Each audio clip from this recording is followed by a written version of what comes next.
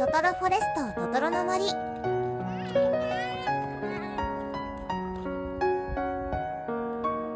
Hello mga memasor, natatandaan niyo ba yung palabas na Totoro or ang My Neighbor Totoro?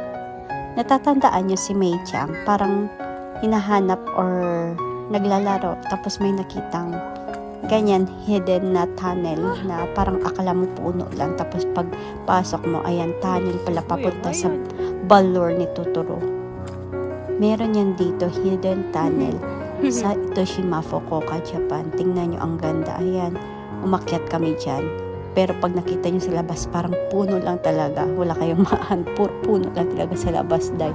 Pero pagpasok nyo, may tunnel siya paakyat. Sa observation deck, sobrang ganda dyan, Mima. As in, pag-akyat nyo, ang ganda ng view. Tapos pagbaba nyo, ayan, upo-upo kayo, chill-chill kayo dyan. Pag may mga problema kayo, syempre pag narinig nyo ang wave ng dagat, dahil nakaka-relax, tingnan nyo naman, oh. Ang ganda, diba? Pati mga anak ko na-relax din, oh.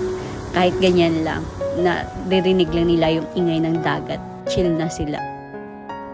Tapos bandang gawa dito, bago pumunta sa tunnel ni Totoro, ayan may palaruan, maliit lang siya. Pero at least mag-enjoy ang mga bata bago kayo umuwi or bago kayo pumunta doon sa Totoro Tunnel.